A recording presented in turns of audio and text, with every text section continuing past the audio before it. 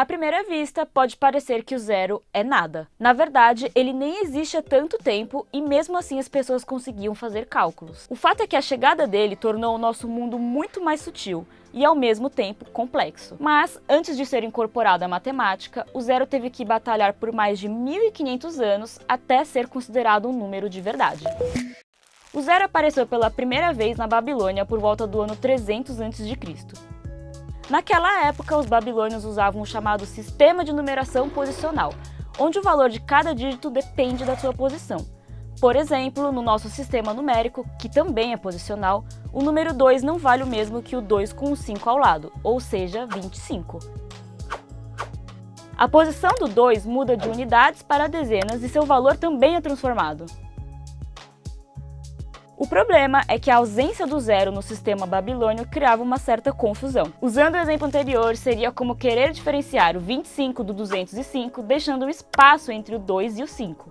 Obviamente, o espaço vazio não era um método muito confiável. Por isso, eles criaram um símbolo para representar a presença da ausência, ou seja, para dizer que ali não havia número algum. O que é incrível é que os maias, a 12.000 quilômetros de distância, tiveram exatamente a mesma ideia. Mas a representação gráfica dos maias era muito mais complexa que a dos babilônios e muitíssimo mais complexa que o nosso zero atual. Na verdade, ele nem era um símbolo só, eram vários. Às vezes, o zero era um homem tatuado com um pingente no pescoço e a cabeça inclinada para trás. Outras vezes eram figuras inteiras, meia-flor e até figuras impossíveis de descrever. Em todo caso, como para os babilônios, o zero dos maias não era um número propriamente dito. Era algo parecido com a vírgula hoje em dia, que serve para separar os decimais. Ela é parte do sistema numérico, mas não é um número. Criar um símbolo para o zero foi importante, mas o salto conceitual brilhante foi a sua definição explícita. E isso só aconteceu no ano 630 d.C., na Índia. E não é por acaso que foi por lá.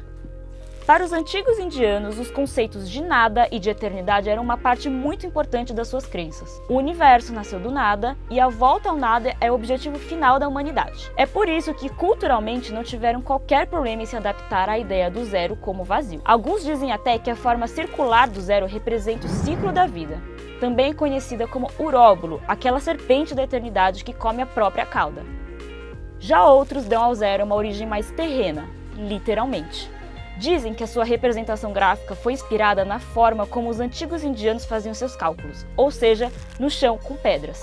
O que acontecia é que ao tirar uma pedra ficava um buraco redondo marcado na terra, como uma representação do movimento de alguma coisa para nada. Só que, para o zero entrar na mesma categoria que os outros números, ainda era preciso ter leis sobre como somar, subtrair, multiplicar e dividir com ele. E foi exatamente isso que o matemático indiano Brahmagupta fez.